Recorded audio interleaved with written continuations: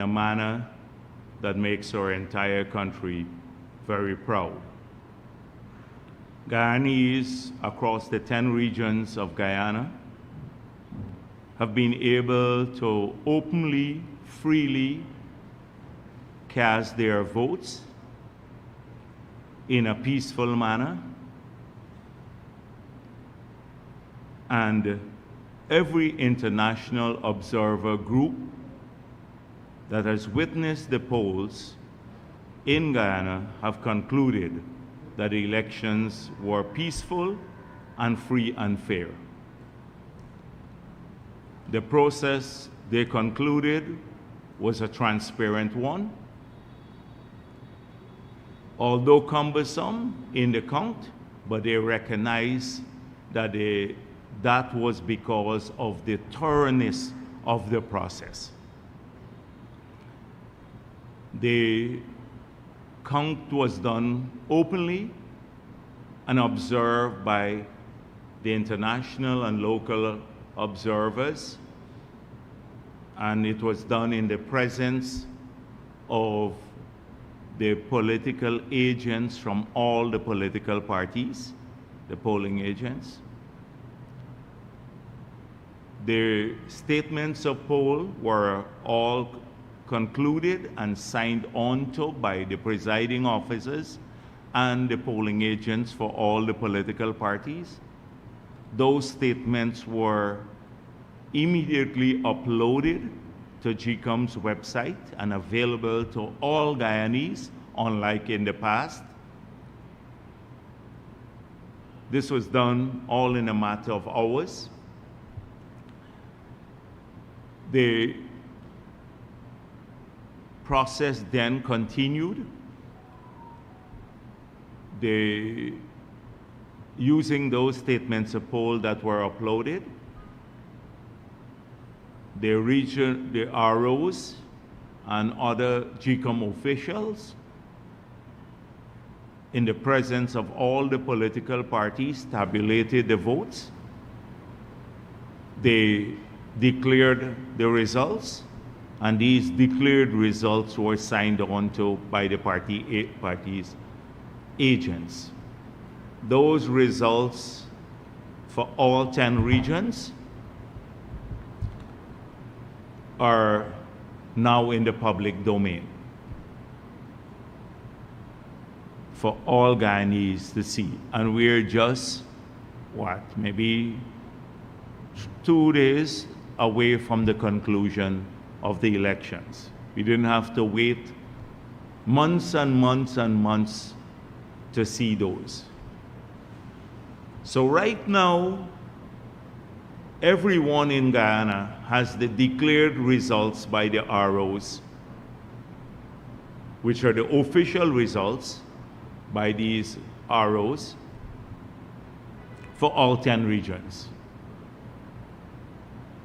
The tabulation of those results shows that the PPP Civic won a landslide in the 2025 elections. In 2020, the People's Progressive Party got 50.7% of the votes. The combined opposition got 49.3% of the votes. The difference was less than 1 percentage point. It was 0.3 of a percentage of a percent difference. Just 0.3. In these elections, the PPP, based on the results on the GCOM's page, got 55.32% of the votes. The combined opposition, 44.68% of the votes, a difference of 10.6%. From considering in 2020, 0.3 of 1%. And now in these elections, a difference between the PPP and the combined opposition of 10.6%. This is a landslide by any standard. A landslide, because that's how you look at it. The margin between the winning party and their others and their combined vote. And so this result is not closed by any standard in the world, and especially considering 2020. In 2020, the difference between the combined opposition and the PPP's vote, if we look at numbers now, not percentage, was 6,390 votes. We got 6,390 votes more than the combined opposition. That is APNU and all the other parties at that time. In these elections, we got 46,513 votes more than the combined opposition. APNU, WIN, and all the three other parties together. 46,513 votes more than them combined. That's a landslide. That's a landslide.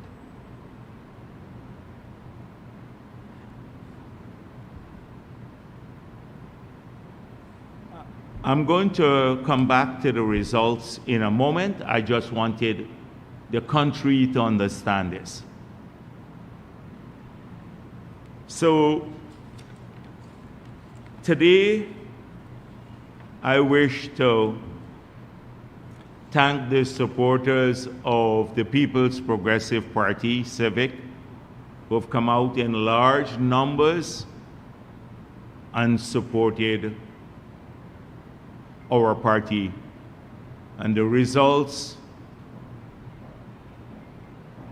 that we have, these incredible results, are due to your support and your work. I want to particularly thank the grassroots workers of the party, the tens of thousands of workers who, without pay, carried the message of our party to the most remote corners of this country, to every community, to every group of persons, a positive message of a united Guyana, a prosperous Guyana, a party working for all of its people. They braved every condition. They work in friendly neighborhoods and neighborhoods that were not so friendly. But they were not deterred by any obstacle in their path. They carried that message. You saw them in the red t-shirts across Guyana going everywhere. And I want to, as General Secretary of the party, on behalf of the entire leadership of our party, thank those workers, the grassroots workers of this party. They made the difference in these elections. I want to thank the leaders of our party at every level who were in the field day and night, encouraging people, walking with them, setting up all of the arrangements that are so vital for a party to succeed in an elections. I want to also thank those responsible for logistics before the elections, during the elections, and after the elections. Because too often in a country, those people go unnoticed. So outside of the activists who were visibly seen on the streets carrying out the messages, coming to the rallies, the people who came to the rallies, there was an army of people who are working behind the scenes to bring people out to vote on election day, to cook the food to take to the polling agents. Many of them volunteer their vehicles to pick up people all day long. They were there as polling agents of the party. They stayed throughout the whole day. They stayed through the count. They followed the boxes. They ensured that the boxes were escorted safely to different places in the country where they should be. And today I want to also thank them for the work that they did to ensure this massive victory. On behalf of President Ali particularly, I wish to, outside of the People's Progressive Party, but on his behalf personally, I wish to thank all of them. The GCOM conducted these elections with a great deal of efficiency. There were lots of rumors before the elections about GCOM's capability. Every international observer group spoke of the manner in which the elections were conducted, the quality of the staff, the helpfulness of the staff, the professionalism of the GCOM staff, their adherence to procedures to ensure the transparency of the vote. And we saw it, we witnessed it, and we should give appreciation to the leadership of GCOM, to the staff of GCOM, and to the thousands of people that they hired and trained to conduct these elections. The police force and the security forces of Guyana were also out there in major numbers, and they kept our country peaceful. They dealt with any attempt or the minor attempts to disrupt the poll in a very professional way. They were subjected to all sorts of provocations and rumors and lies throughout the course of the day, but their professionalism was very evident. And I want to thank them also for keeping our country safe on election day and allowing the voters of this country to freely and openly cast their ballots. And I urge them to continue to be vigilant against those who may want to be disruptive as we wind down the process, which would soon result in President Ali being sworn in for a second term.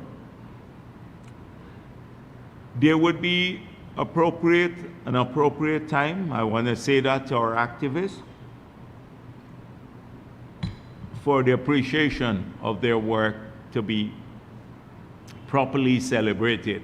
I know many of our supporters across Guyana, they're very excited and they want to celebrate, and they have a right to celebrate, and they must do so in a manner that is not triumphalist, because we're working for all of Guyana. But I don't see any harm in you celebrating the great outcome that your party has achieved. And so this brings me to the continued attempt by some not to want to accept the results of the elections and their infantile antics to delay the inevitable. So I saw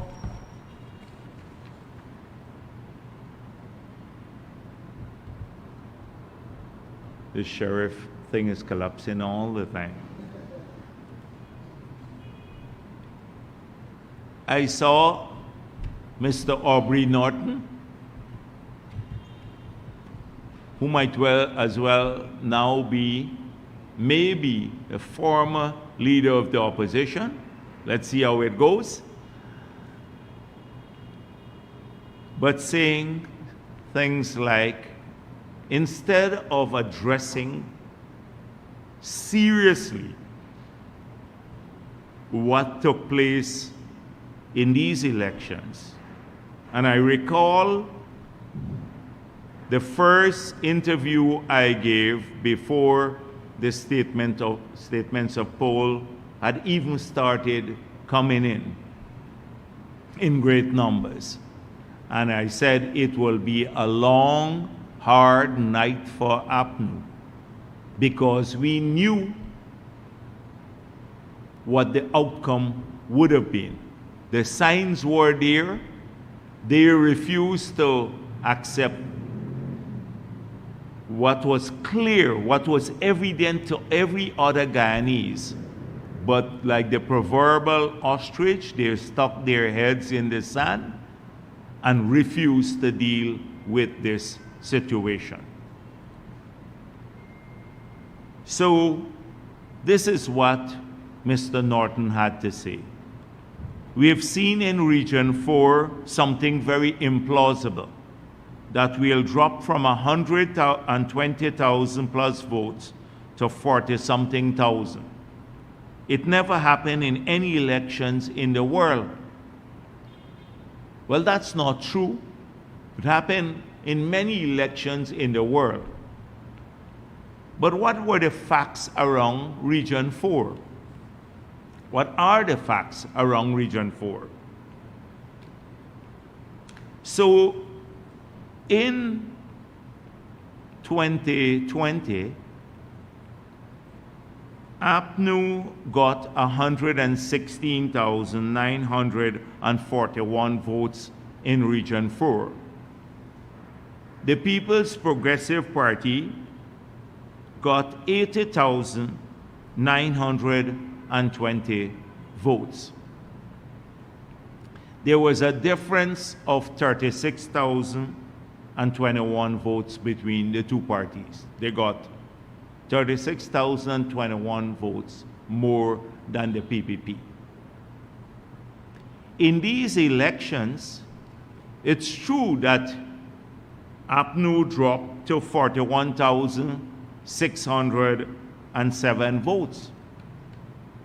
But Win got 41,607 votes, and APNU dropped to 46,956 votes. It's true, but combined they had 88,563 votes. The PPP, on the other hand, increased its vote to 87,536 votes. We increased our votes by 6,000, which is not implausible in an election in Region 4. And they didn't drop from 116,000 to 40-something thousand. They dropped to 88,000 combined, because Win took a significant part of APNU's votes. So this is utter nonsense. And it's a fact that we did not win Region 4. We did not win Region 4 because combined they had about 1,000 votes more than us in Region 4, APNU and Win. And then when you add the small parties, which had about 4,633 votes more. So in Region 4, the combined vote of all the political parties versus the PPP, they had just over 5,000 votes more than us in Region 4. That's the fact. However, it's a significant collapse even when you look at the combined votes. They got 23,685 votes less than in the last elections in Region 4. Even when you add APNU, Win, and all the other parties, they got 26,000 685 votes, though a lot of those people stayed home or voted PPP in the region. In North Georgetown, we emerge as the largest political party. Now, North Georgetown is made up of Cummins Lodge, Sophia, Kitty, Campbellville, Alberton, Queenstown, Kingston, Central Georgetown. There are 7 constituencies of the 15 in the city that comprise North Georgetown. And we emerge in North Georgetown as the largest political party. When you add APNU and WIN together, they got 3,000 votes more than the PPP. But as a single party, we had the highest number of votes in these areas. We had 13,070 votes, and they had 16,162 votes in North Georgetown. So we emerge as a major player in North Georgetown. In fact, the biggest political party, bigger than WIN and bigger than APNU in North Georgetown. So what Norton was saying, making it seem as though the Region 4 votes were implausible. He never seen this before. It's utter nonsense. Also in Region 10, we moved from complete domination of the region to having lost the region, something we have never seen in this country. Well, we've seen this before in this country.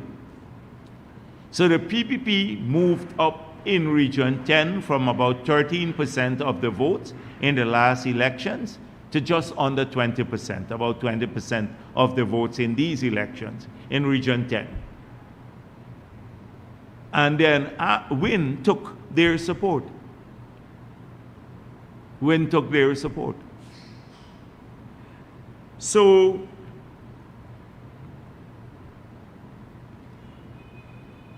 he said, we're going to challenge these results. So they've requested a recount in Region 4, parts of Region 4, that's ongoing now, and parts of Region 5.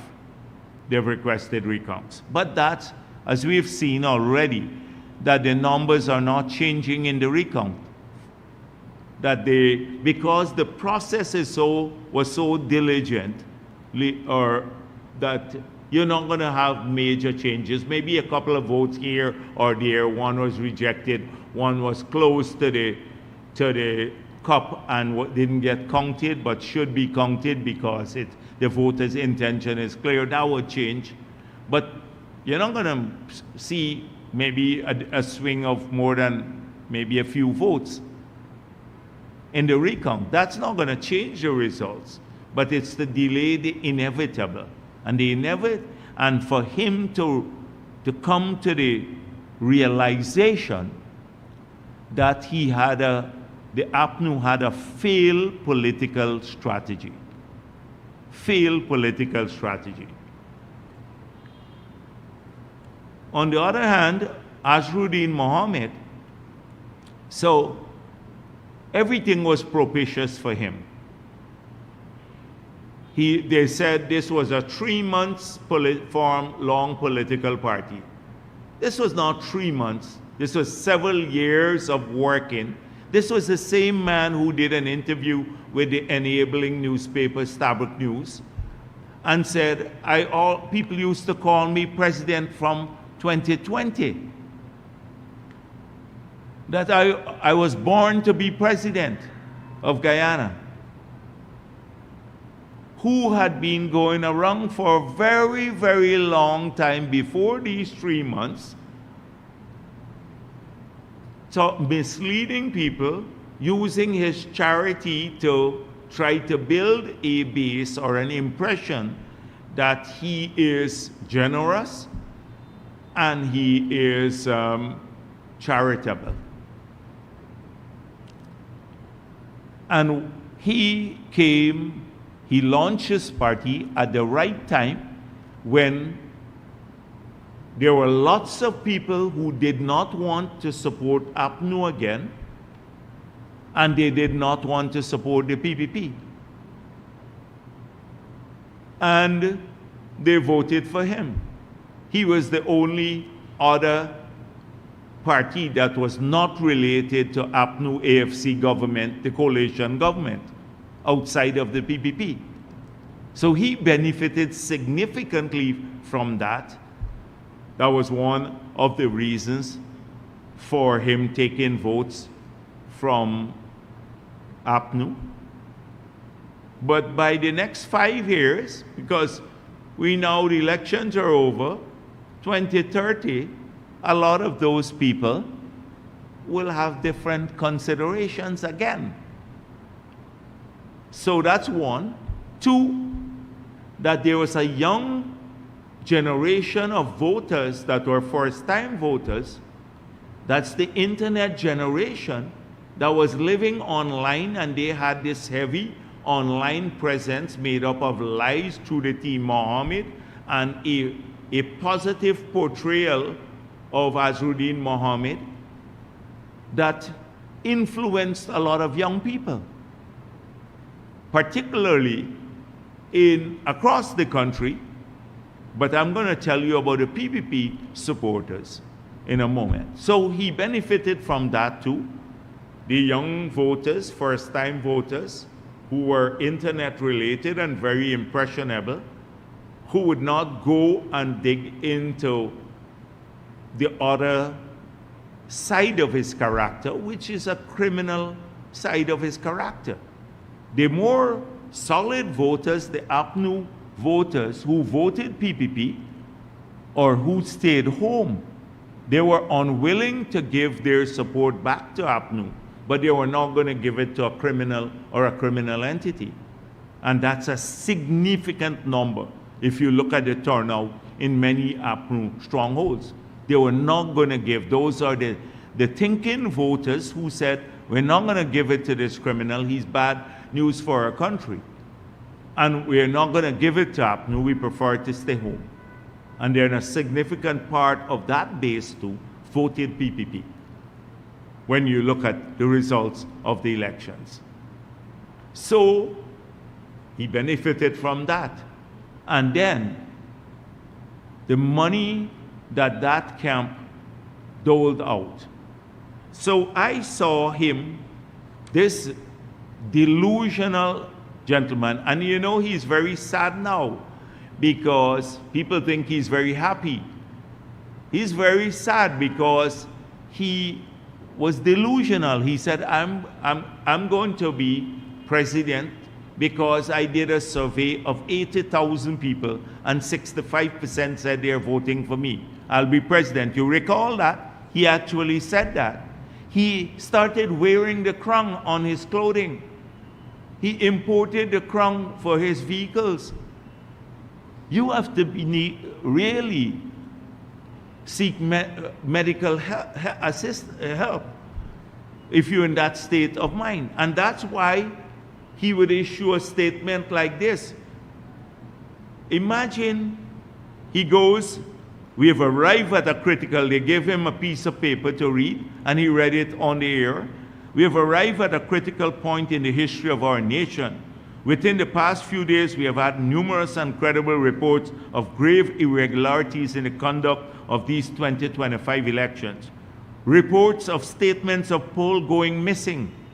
I don't know which statement of poll has gone missing. Not a single observer has said this. Not a single political party has said a statement of poll has gone missing, but he said that. Tampering with ballot boxes. Not a single observer, and there are thousands of them in the country, has said anyone attempted to tamper with a ballot box. He then says the PPP government has been purchasing votes. Imagine this camp talking about purchasing votes.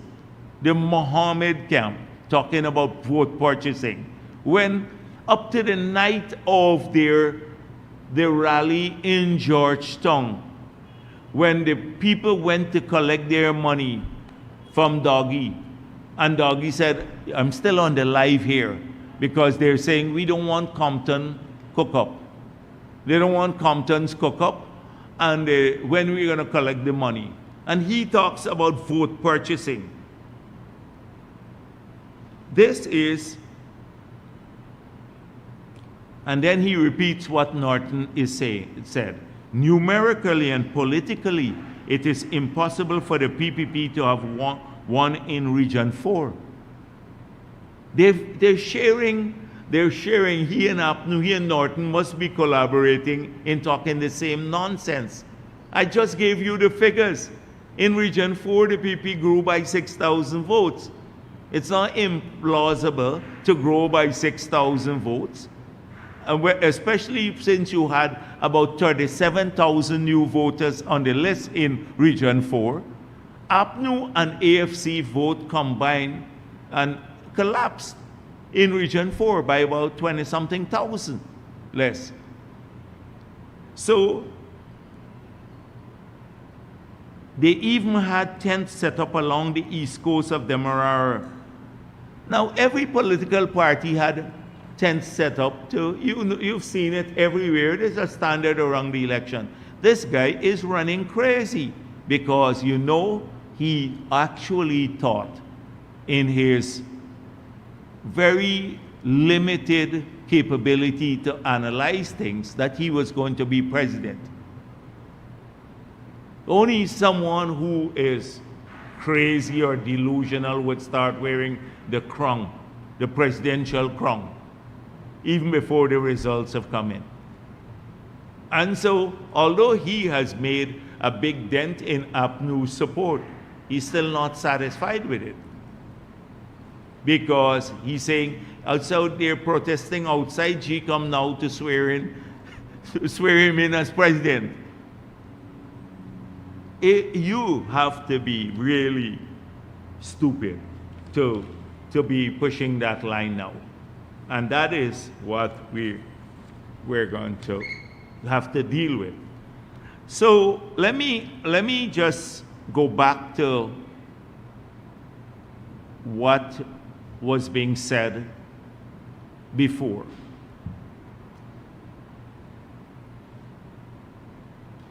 Let me play something for you.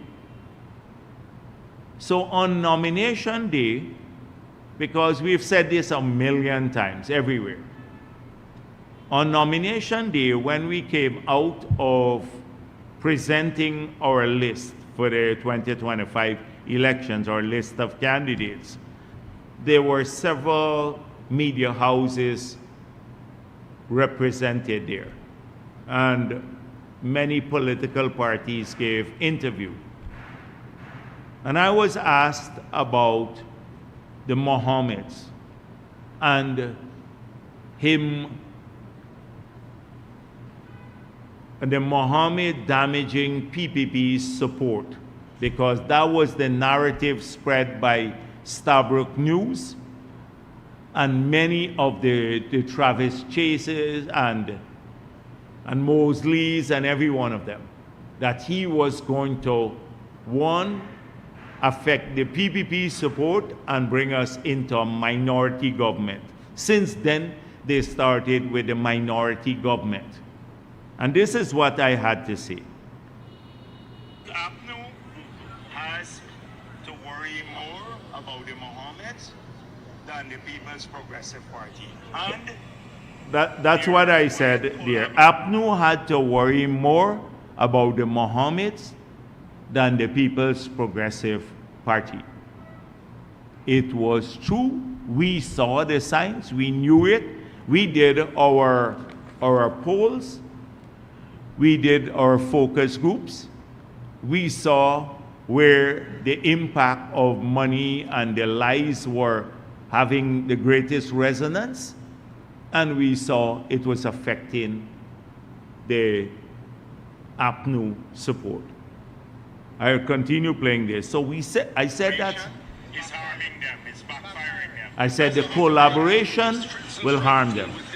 No, they will not harm Parliament. Yeah, I was asked by Dennis Chabral what about a hung parliament? And I said then there will be no hung parliament.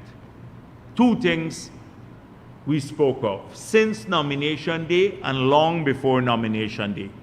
We said that the quiet collaboration between APNU and WIN and the AFC and WIN will harm APNU disproportionately.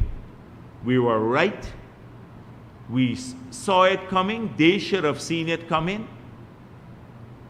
They persisted with this fallacy that somehow he would dent the PPP support and cause us to be a minority government. They started pushing the minority government rhetoric early. They then came up with the fake polls. You remember just a couple of weeks ago, they published one in the Kaichor News. Some group of businessmen said they did the poll with UG students that showed that we were going to be a minority government. Then they brought a ton of the PPP haters on GlobeSpan, and they started carrying that rhetoric. The Nigel Hughes and the others weighed in. All of the trolls on the APNU side weighed in. The Starbuck News was the chief cheerleader of this, elevating the Mohammeds all the time, ignoring all of his criminality, pushing him because they were hoping that he will damage the PPP support and that we will become a minority government. Well, you've seen the results. Landslide. We're now over 10 percentage point difference between the opposition and us, and in 2020 it was less than 1%. And we're now going into the parliament with a stronger parliamentary majority. With a stronger parliamentary majority. And so we recognize all of this. Before, we knew that they were going to collaborate. The media in Guyana, there are elements of the media, and that's why when the EU talks about independent media, I hope they don't mention Starbuck News or Melly Mel, like, because they were meeting with them all the time, and these extremists. And oh, I saw in the EU thing that government officials were harassing the independent media. I don't know where that came from. They mentioned that in the EU report. It was all a fallacy. They were all working. There were many people in the media who were working for the Mohammeds, collecting money from them. Some reporters too. Reporters were working. And guess who? They thought they were harming the PPP. Because many of them are PPP haters. They were working there. Look what they did. It's APNU. APNU suffered the consequences. We're back in government with a bigger majority. With a bigger majority than before. And by 2030, it will be even bigger. By 2030, it will be even bigger. And so it would be interesting to look at the so-called reporters now in the independent media, how they covered up all of the criminalities of the Mohammeds. All of their criminality. They allowed mediocrity to pass off as politics or erudition. They allowed what people should be. No candidate in the world would have had, with this sort of baggage, should have even been, or at least should have been interrogated by the media. They gave him a free pass, thinking that they were harming the PPP. That is the only thing that united all of them, the haters. Even now, every media, every international media outfit has said several things. The EU, even though they spoke about resources, they say this everywhere, the state might be abusing resources. They had the following things to say.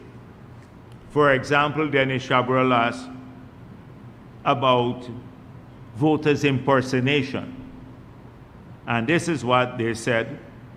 Vanya, who is the deputy, Angulova, said, during our observation, we haven't seen any or heard about cases of impersonation of voters during the voting process. Clear. No voters impersonation. 2, Dennis Chabrol asked, what about multiple voting? No multiple voting. The Carter Center made it clear. No evidence of a padded voters list. But we should remove the dead people on the list, they said, through a process, which we've always supported. No evidence of a padded voters list. Everyone concluded, including the EU, that overall the 2025 general and regional elections in Guyana were peaceful, inclusive, and efficiently organized, offering citizens meaningful choices. That was the conclusion from the EU report. This is what observer groups have to do. They come here to see if the elections were free and fair. They all concluded elections were free and fair. And guess what? The still enabling group, the enabling class from who enabled Mohammed, complicit with him, are back at it again. So, if you look at the statement by the GHRA signed on to by APA and the TUC and everyone,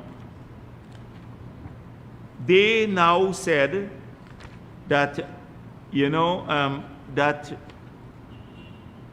the Bangladeshis were here in large numbers and no observer group must do their report without speaking about these Bangladeshis. They're trying to get in an observer group report that foreigners voted in our elections. The people just dismiss them because they see through who these people are. They now come out, oh, the Bangladeshis voted here. Some bullshit they talk about all the time. These useless people from the GHRA and the Red Threads and the APA and TUC again. The same group that they were praying for the PPP to be a minority government. And they get enabled by the Stabroek News. Now they put out a report. And, oh, no observer report will be complete without this in it. They're telling what the observers must say. And when asked about it, Jason Carter made it clear. Since 1966 Constitution, Commonwealth citizens can vote in Guyana. Since the 1966 Constitution, that never got changed. Since 1966 it was there. In the 1980 Constitution it was there, and with all the constitutional changes. And how come they don't complain about anyone else, Trinidadians who are here, who are also can vote after a year in Guyana, because that's part of our constitution, or Jamaicans, or anyone else, or Nigerians who voted in large numbers in the last elections, who are here as Commonwealth citizens, or Ghanaians. How come it's only Bangladeshi? It's racist also, making it look, oh, they voted for PPP. What if Mohammed paid them to vote? So it's pure nonsense. This is what they will come up with, these sour, hostile people who enabled the Mohammeds. It was a collective effort. This was not a 3-month-long political party. Started a long time ago to save him from accountability. Well, no parliamentarian has immunity, and that is what I think he's worried about. President has immunity. That's why he wants to be sworn in now as president. He's protesting out there to be sworn in as president. He was wearing the crown. He imported the crown to put on his vehicle. He's hoping for immunity. No parliamentarian has immunity from fraud and electoral, and not electoral, but criminal behavior. So that doesn't give him what he wanted. This is it. And APNU just needs to really start. Norton, this is the guy who says he taught political science at the university. He was teaching political science and he didn't understand the first basic thing is to make sure that you don't enable someone to cannibalize your support through a series of lies. All of the APNU trolls who were cussing the PPP, APNU got them to support the Mohammeds because they were thinking that they were supporting a movement to bring us with a reduced majority in parliament into a minority government. So those were the people who had access to your base, the same trolls and the influencers who were supporting the Mohammeds, some of them were paid by the Mohammeds, and then others were, APNU and AFC said, please support him because he's going to help the PPP, bring down the PPP. Well, you have the results here today. You'd have many sleepless nights to take Burnham's party and reduce it to what it is today. The APNU. This is what Norton has done with his leadership. And he keeps saying, he's collaborating with them now in the opposition. I saw a couple of days he's having discussion with the other parties in the opposition. I don't know what discussion about. You just need to focus on getting back your supporters. And you need a long hours and days of introspection. We warned them publicly. We did. You heard it. You heard it for yourself. I played it for you. We said it over and over. I said it many, many times here because we saw what was happening. Anybody with a modicum of sense would have seen this happening. We said to many of them, you'll be replaced as opposition. We said that to the APNU people. Oh, they said, oh, you're all afraid. You're afraid. Well, here are the results. We've been watching this carefully. So, as I said before, thank you to everyone who supported the PPP. We'll continue to work for all of Ghana. The PPP won these elections with a landslide. Don't listen to these naysayers. All of them are trying to diminish the PPP's victory. Oh, we want a recount here. Somebody didn't smile at me nicely in the polling place. Somebody took away my crown from my suit or something like that I was wearing there. You're going to hear all sorts of stupid things like we heard before. But the results are clear, and this time the SOPs are in the hands of every Guyanese. You all have, every Ghanaian. We don't have to get a torchlight to look for the SOPs any longer. We don't have to do that anymore in this country. Every single Guyanese now has access to those SOPs that are signed on to by all the political parties that witness the count in every polling place in this country. So that's how transparent this system is. So they're going to try to diminish our victory. Fact of the matter is the PPP has won these elections with a landslide and has gone now into parliament with an increased majority. President Irfanali will be the president for the next 5 years. Thank you. Yes, please.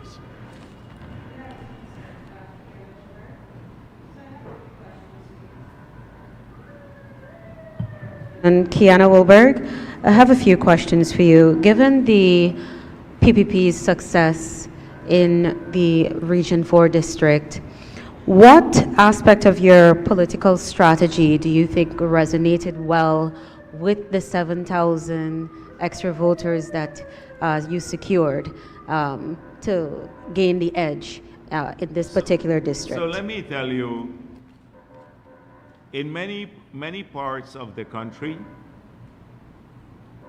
there are many Afro-Ghanese who came out and supported the PPP, as you can see from the results.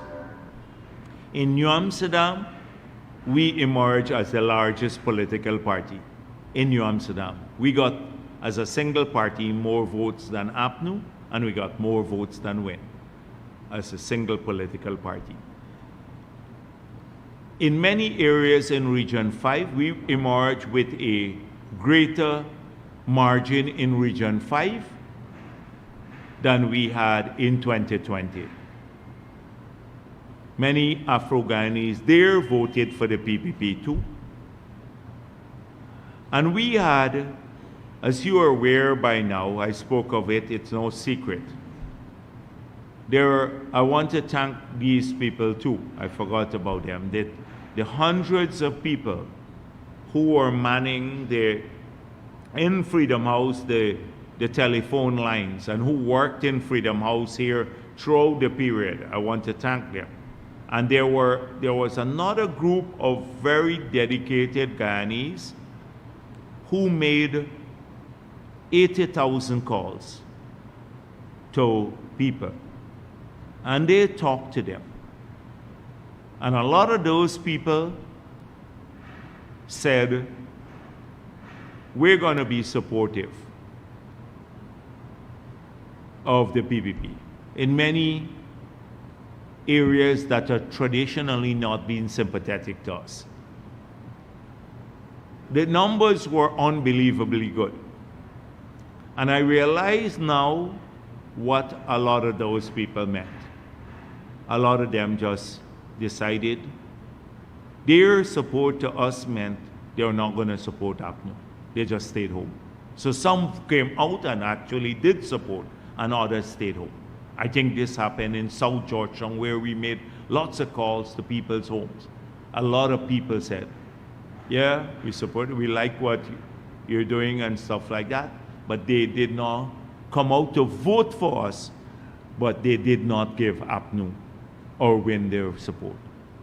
That's the group of Guyanese who you don't see them, and there are many Afro-Guyanese in that group too, and others came out. The Indo-Guyanese support was very, very strong, very, very strong, and in the Amerindian communities too, contrary to this belief that we're going to lose large numbers of Amerindian votes, we, in Region 1, we still won the region in a major way, but close to 60% of the votes. Our margin fell there a little bit. In Region 9, we increased our votes significantly from about 57% to 64, 65% in Region 9. That was a huge, we won about nearly 10,000 of the 15,000 votes there.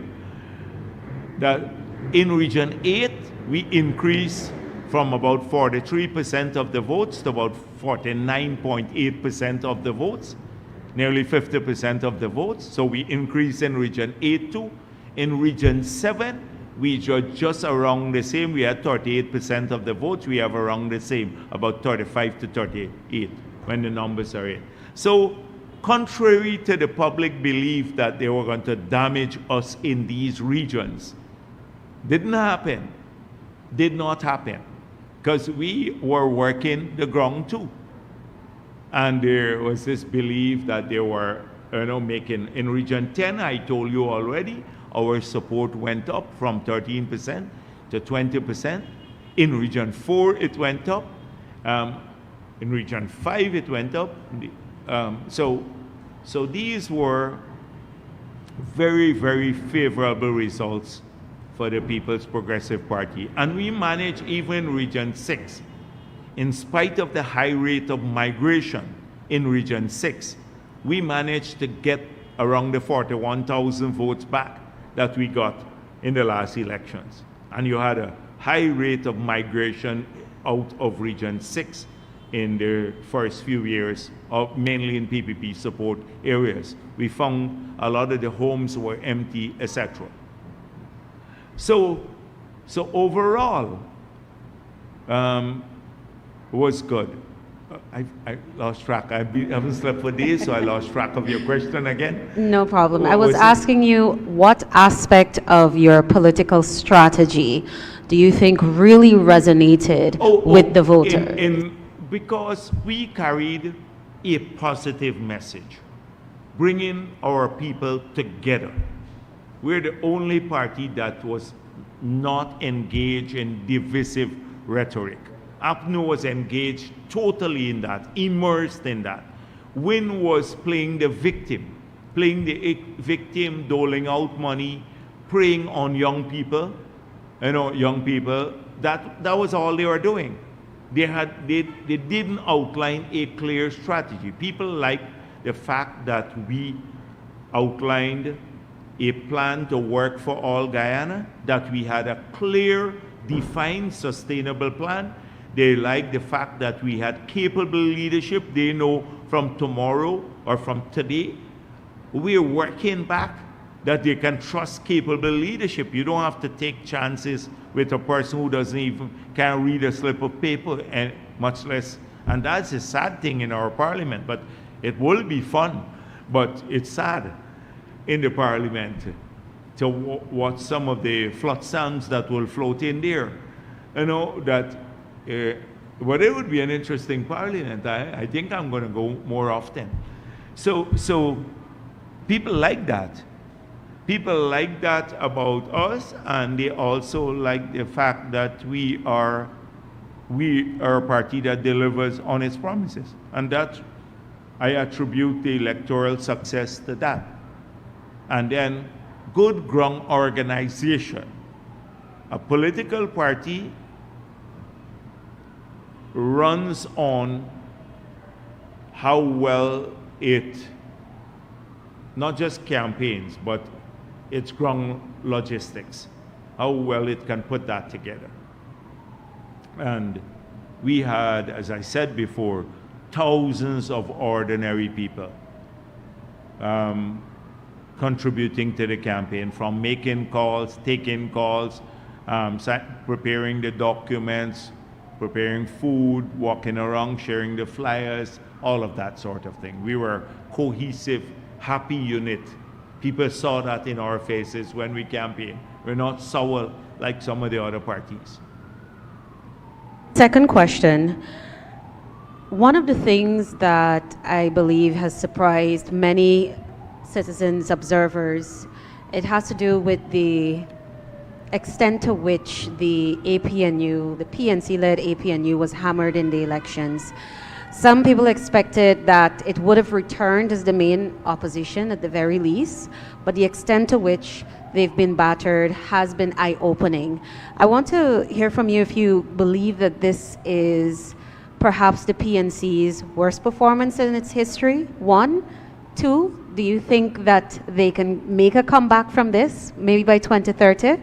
And thirdly, based on the electorate's response to AFC, they wouldn't have any presence in Parliament anymore. Your thoughts on their perceived fall from grace? The AFC, we said it before, they lost their way a long time back. And I don't want today to be too harsh on them. And the PNC now has to go back to the drawing table, and they have to decide whether they would, their hatred of the PPP caused them to stop thinking. When a political party allows your hatred of the other to dominate your tactics and your strategy, political strategy, you will fail. You have to look at things dispassionately in politics. And they put all their eggs in one basket, the collaboration with Mohammed's basket, to bring down the PPP because of their hatred for the PPP. And that led to their undoing. And so when they think about rebuilding, they have to think about how they tackle that variable and how they're going to relate now to that political party. Not so much the PPP. They can continue hating us. They will continue hating us. But there was room always for collaboration on national issues with APNU historically, because we tended to have a more patriotic position. We always saw the territorial integrity and sovereignty of our country as inviolable. And I think we had a common understanding on that. I'm not so sure about the Win Party. They're transactional. The link with Maduro is still not fully explored. They refused to answer why the father went into the embassy up to now, and they got away with it. So APNU has to do its own homework. I'm not going to tell them what to do. They need to know what to do themselves. And what we knew they were going to become the third force in parliament. We said this to many of their leaders. Because, in the banter and everything else, and actually, we have records of people texting them saying, you will be. And so we saw it coming. We saw it coming, what took place. There was no surprise on election night, even before, as I said, beginning. The statements of poll had not come in as yet in large numbers, and I said, tonight will be a tough night for APNU. And it was a tough night for them. So we saw this happening entirely. It didn't catch us by surprise. They now, in a way I feel sorry for them, but if their hatred of the PPP clouded good sense. I know you've said on the campaign trail, Mr. Norton is a friend of yours. No, sarcastically, I'm aware, but... he spent more time. In politics you have banter. You always have banter. So how many times I said, Norton, my dear friend and stuff. It's political banter. He spent more of his time talking about that he's not Jagdeo's friend, than focusing on securing his base. So my question, I know you've said, two final questions for me. I know you've said on the campaign trail sarcastically that Mr. Norton is your friend, but within the political landscape, when you observe the results, the trashing, if you want to call it that, do you feel sympathetic at all for I just said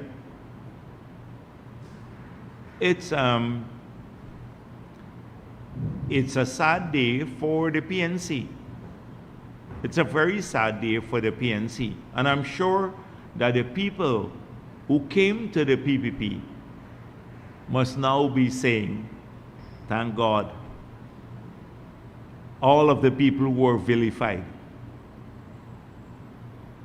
because they're now with a party that has won an increased majority in the parliament and that will be in office for the next 5 years, and a party that is bringing Guyana together, that will work for all Guyanese. Has the PPP wrapped its mind yet around now engaging the WIN party as the main opposition force on national issues? And how do you perceive that changing the dynamics of the parliamentary discourse? That's one. Two, and now you have a main opposition sitting at the helm is a U.S. sanctioned businessman who's facing several charges. Is the party concerned about what that will do to the parliamentary landscape? Do you see any implications? So one thing is clear, is that Parliament will be very interesting. And we are a seasoned political party. We will address when the Parliament is put together and we see the configuration of the Parliament, we will decide on our strategy at that time. Right now, President Ali has to be sworn in, and Parliament will be convened sometime in the future, and we'll address that matter at that time. But the point that I made before still stands, that if any individual feels that a parliamentary position will cause them to avoid accountability for criminal acts, then that parliamentarian is suffering from a severe case of delusion. First of all, our parliament doesn't offer, as I said before, immunity to parliamentarians from criminal acts. And two, that a lot of what had to be put on hold because of the campaign, evidence of criminality because of the campaign and the feeling that if you pursue individuals for their criminal acts who are running for office, it would be seen as victimization by the state or the ruling party. That no longer applies. The elections are over. And so, the evidence of criminal behavior will now have to be presented to the right fora, which are our courts and everything else, where and our tax authorities, so that they can continue to do their work professionally and diligently, and without fear of any criticism that they are treating people preferentially. So I'm sure Azruddin Mohammed wouldn't want preferential treatment from the police, because as opposition leader you have to have, if he decides he wants to go for that, you have to have equality before the law. I remember as opposition leader, and I'm not saying he will be, but if he decides that, that's their decision to make. Soku came to my office. You remember they arrested Roger Luncheon? Doesn't mean that you remember in my office, I had to go to Soku as opposition leader to face some frivolous thing that APNU had come up with. They didn't even add anything to ask me much when I went in there. So I'm hoping he's not looking for preferential treatment. because nobody should have preferential treatment before the law. So, but those are early days. These are early days, as yet. These are early days. There will be, in the future, many, many things that we'd have to get back to. Dr. Jagdeo, Mikhail Rodriguez for the Daybreak News. So far, requests have been made by opposition parties for recounts in 2 to 3 regions, covering about 391 boxes. That started this morning at about 7:30. So far, only 64 boxes have been, 66 boxes have been completed, and some 25 being looked at presently. Are you satisfied with the process presently? And at that rate, what time do you think the completion of the recount can be? And at what time can Guyanese expect the much needed swearing in of, and much expected swearing in of Mohamed Irfan Ali, after which the celebrations will commence? Well, I think by now, every Guyanese knows the results of the elections. They know that the request by APNU to recount the ballot boxes in region, on the East Coast and parts of Region 5, is just another attempt to delay the inevitable.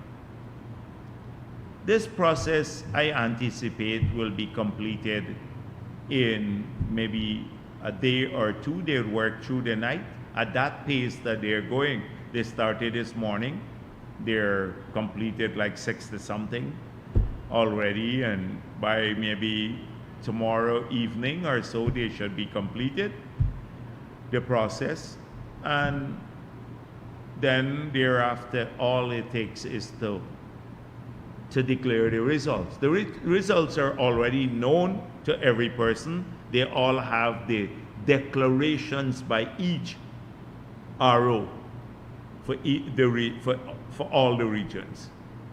So I think by now Guyanese are aware that you just have to allow the process to be completed. They requested, when people request a recount, they have to do it by a certain time. The right person has to do it. And it is almost, if they do it by a certain time and the right person does it, it's automatic.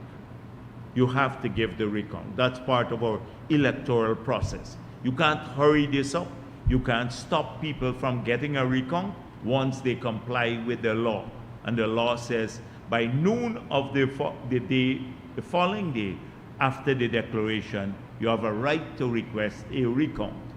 And you have to do it, a particular individual has to do it though, the counting agent of a political party.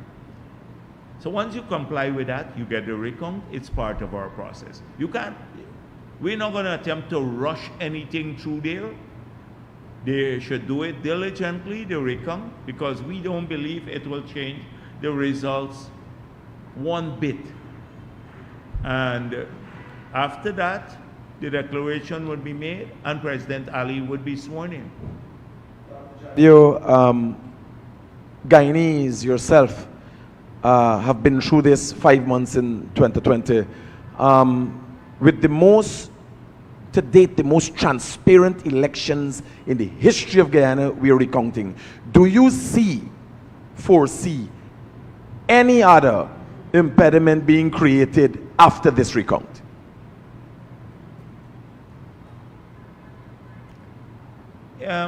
The thing is that, okay, after the recount, they can decide they want to go to the court, but I don't see that as a viable option for them to. It's not like 2020 when we had the injunction to stop Mingo from declaring the results, because the process is being followed now. We got that injunction because Mingo was not following the law. The law said that you had to use the SOPs as the basis on which to do the tabulation. He was using a spreadsheet.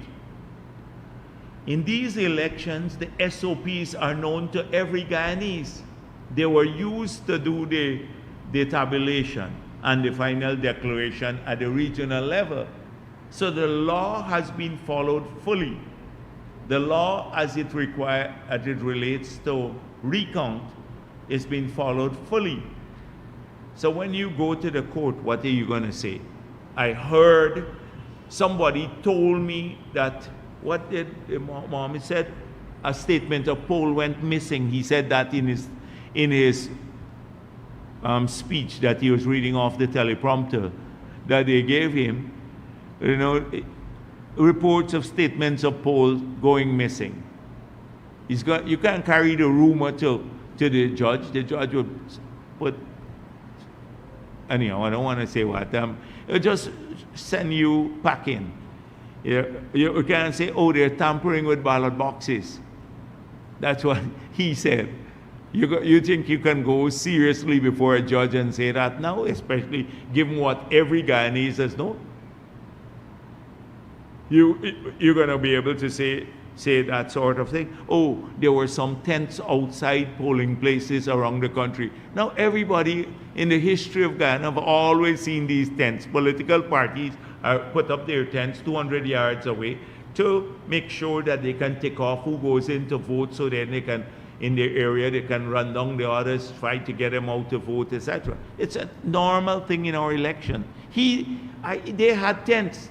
I saw many of their tents, the blue tents around the place. And he goes to complain now about these tents. You think you can say that? Or like what Norton said, it's implausible. It's implausible that we could lose so many votes.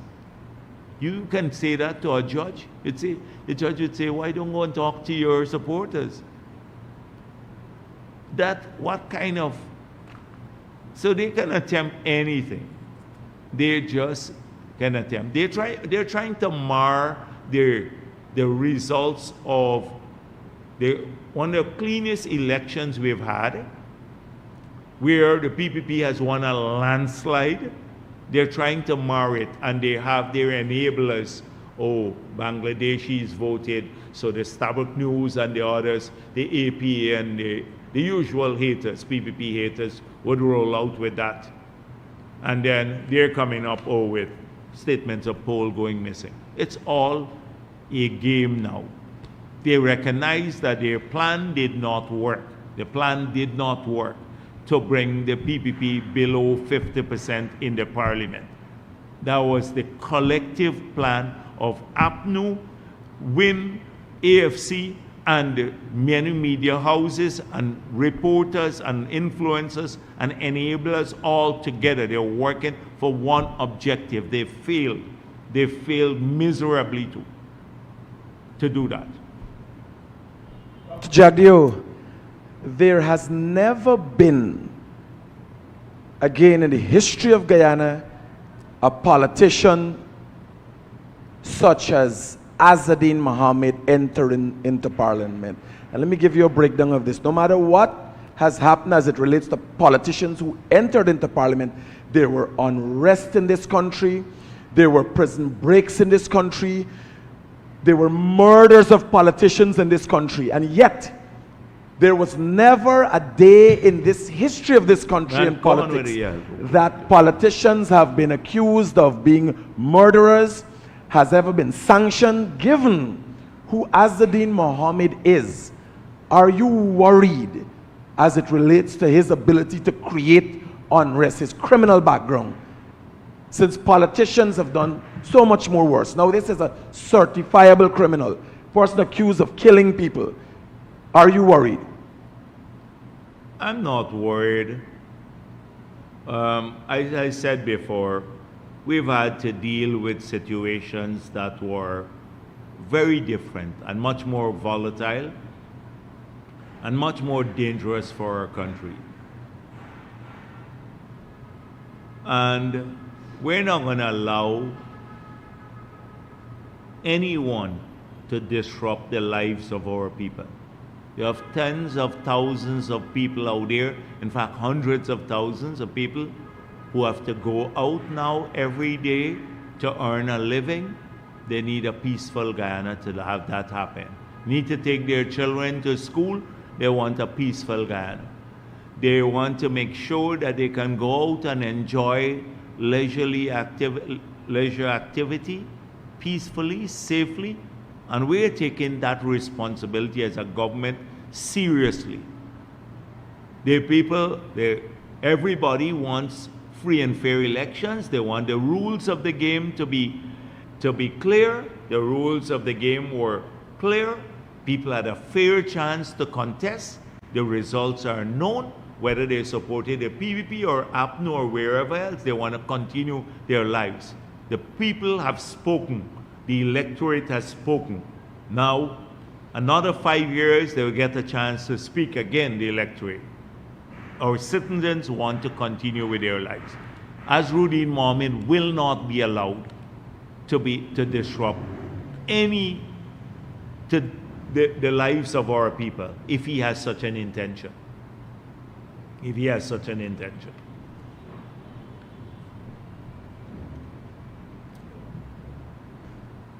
Joe Bryan, NCN News. Now that the PUP has claimed a historic victory in Region 4, what can persons in this region expect in terms of development at the local level? I didn't claim a historic victory. No, the PUP. Oh, no, we have not claimed. I just gave you the numbers. I just gave you the numbers here. We did not.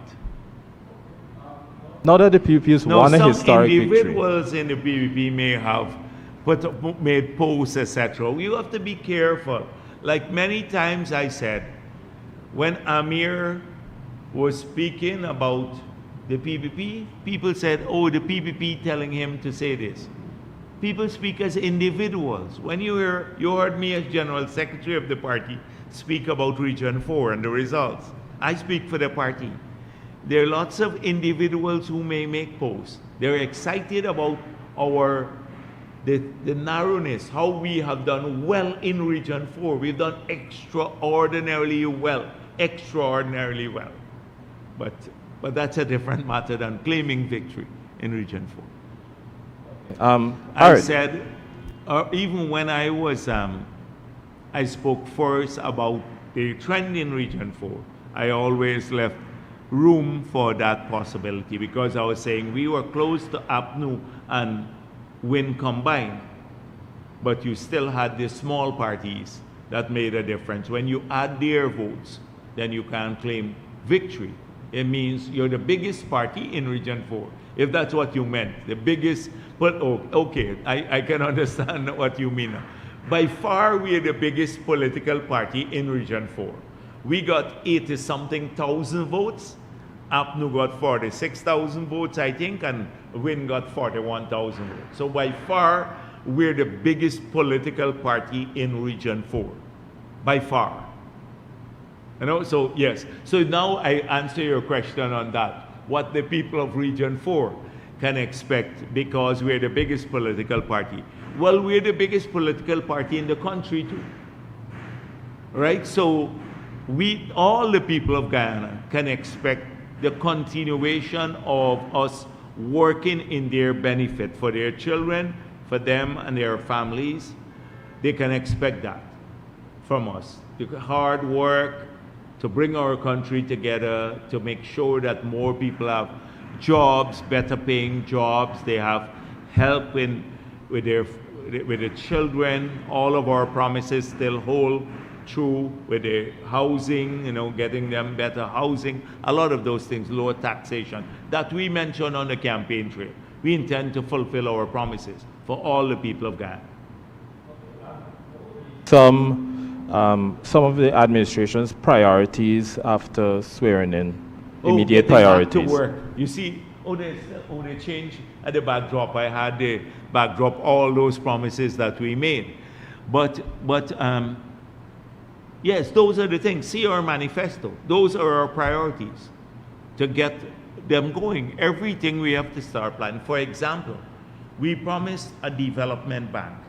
So we have to start from scratch now to now put together this development bank.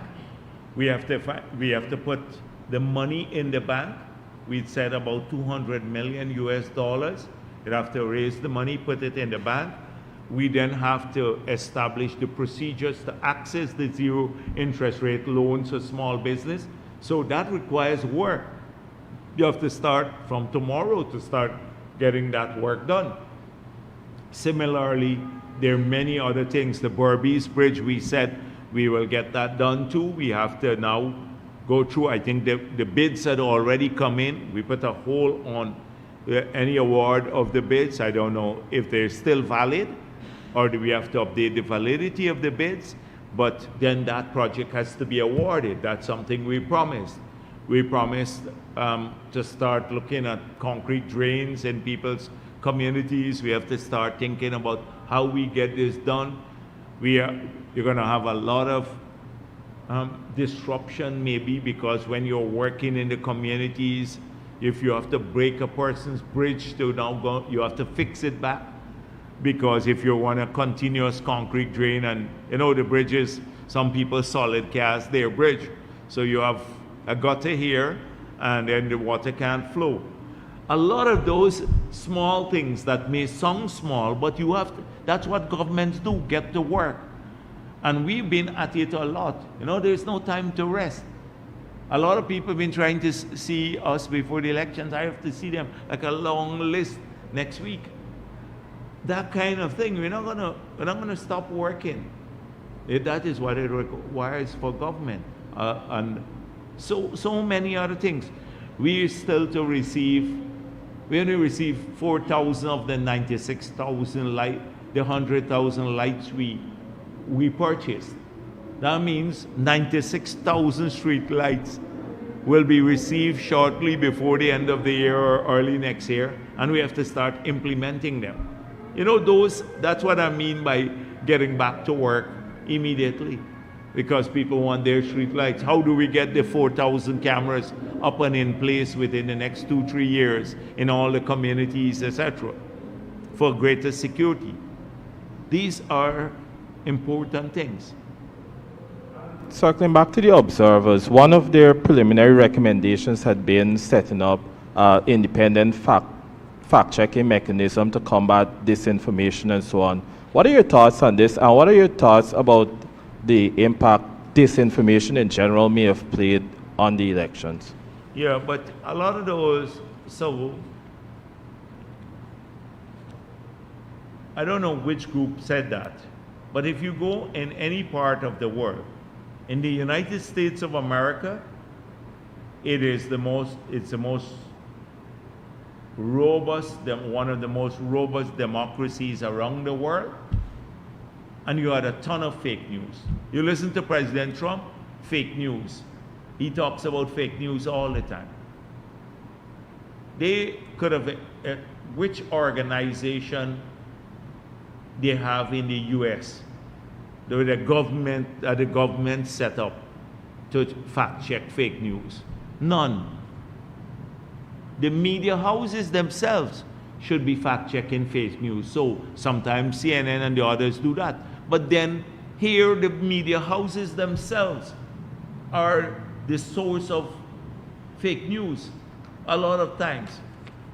The media houses. If you look at a Travis Chase post, he gets sued. And when you sue them, they then complain, oh, it's harassing journalists. So you tell me in the US which government agency they have to fact check fake news. As in the EU, they may have an agency who pays attention to them. You think in the EU they don't have fake news? Every day their campaigns are run on the basis of fake news. They reverse the outcome of elections in, I think it was Romania, on the basis of the claim that fake news. And then the US had to complain about it. Now fake news, that Russian disinformation. And look at the outcome. They're now cited around the world for EU interference in elections. Look at Vance, the Vice President Vance's speech that he made just after they took office to the European Union. So you come into these countries and recommending things that don't work anywhere else in the world. It's just, for me, it's not, I just see them in the reports and they mean very little to me. The key thing is the free and fair elections. That's what observers are supposed to come here and do. And I've been on record already as saying, I would urge President Ali more to open schools and hospitals right up to election day that they don't like, because that's what you campaign on. I wish APNU did that in the 5 years they were there. That President Granger, instead of doing, going around and talking a lot of nonsense, would be busy opening up hospitals and schools up to the last day before the 2020 elections. You know what they were trying to do? They were trying to steal the elections. They were trying to avoid going to elections. They were trying to create a constitutional crisis with the CCJ. They were spending $419.5 billion without parliamentary approval. They were using their funds from the Ministry of Natural Resources to buy green shirts and put up billboards for APNU in that period. We didn't do those things. So we're not going to be defensive on those matters. We made it clear. The observers came here, they found there were key findings. No credibility to their electoral role being padded. 2, no credibility to foreigners voting in our last elections. Everyone who voted was eligible to vote. The Bangladeshis who may have voted, I don't even know who they are, they may have voted, but they're Commonwealth citizens, as they have a right to vote as in our Constitution. They found that elections were free, fair, efficiently managed. Those are the key findings for any electoral mission and observation mission. So that's how I see it. Good afternoon, Trina Williams, Ghana Chronicle. You talked earlier about the allegations of financial inducements. Mr. Norton, earlier this week, when he talked about the trashing that APNU received in one of its stronghold, Linden, said that the voters were also swayed by money. I had also raised Did he say that? Well, then why doesn't he say it publicly? He said it publicly, the voters were swayed in Linden by money. Well, I'm happy he said it. So they should ask him, who paid the money? Because it couldn't be People's Progressive Party. Because our votes grew from 13% to 19-20%. So he was talking about the PPP when he made that but statement. He needs to say it clearly. Why does he say Azruddin Mohammed or the team Mohammed paid people in Linden to vote for them? He needs to come out openly. This is the issue, that they're unwilling to criticize him forcefully with all the wrongdoings and the criminal behavior, because it's either one of two things, that he was funding these political parties to illicit money, or 2, they don't have I was going to say something else, but they don't have that to call him out. Yeah, I'll continue with my question. I had also raised this with you on election day, that there were reports of WIN activists offering voters money. Based on this, do you see this as a broader issue that requires stricter oversight in future elections? Yeah, I think so. But as was pointed out, when you have a guy who is accused of murder, smuggling, cocaine, smuggling gold, false declaration, torture of people, all of that. I don't think buying votes is a major, that's a major issue when you see these big transgressions. It is a problem, and I think we should deal with it. But if you can smuggle gold with all the attendant risks and do these other things that I don't think that buying votes he'd be deterred from doing that. It's well-oiled criminal mindset. My substantive question. During the campaign, your party placed strong emphasis on appealing to young voters, especially first-time voters. Now that the election has concluded, as General Secretary, do you believe your campaign succeeded in genuinely connecting with this demographic and translating that support into votes? So the key thing, we recognize that the outsized media influence, online media influence on the young voters could have caused problems among young voters in PPP strongholds. We recognize that.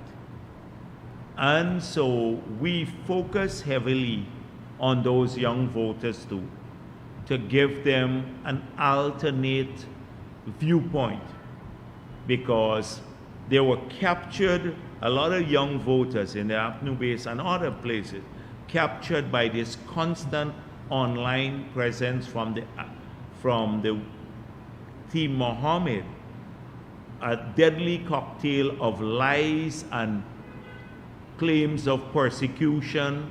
And then they had it was so prolific because the Apnu people were propagating it too, that you had to give people, young voters, a different view. And they got it based on our interactions on the ground.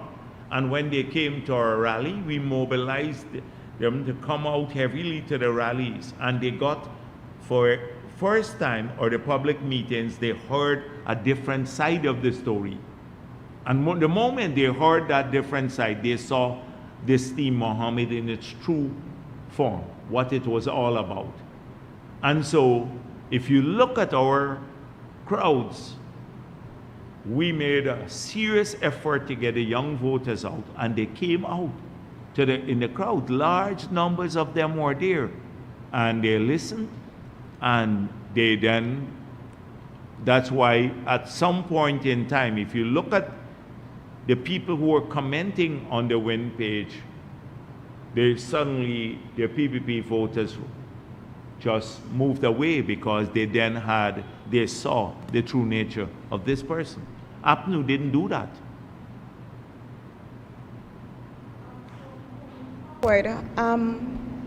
How does your party plan to continue engaging young people, especially in the faces, what you just mentioned, these social media optics and lies?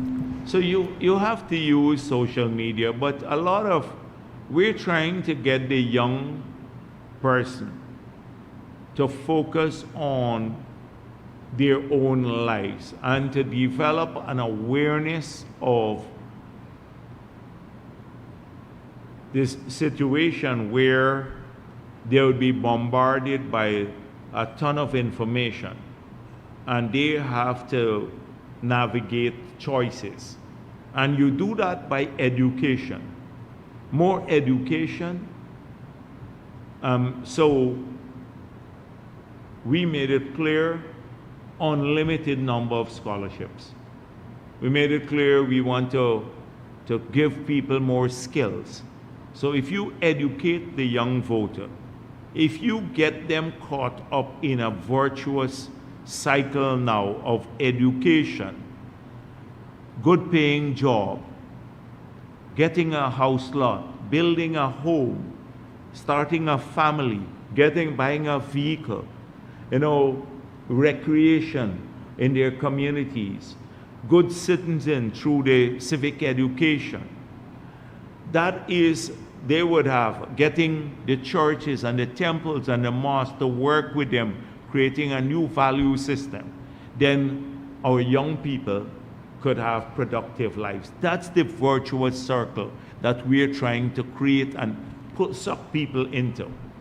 APNU is not doing that. They're trying to take you into a vicious circle of racism and, oh, you're victims. And when they're saying basically, be short term, collect 100,000 or 50,000, collect a slasher, and then vote for me. Nothing beyond that. There's, you know how many people they paid in a lot of the Amerindian communities elsewhere? They gave them large sums of money to influence others, just handed money to them.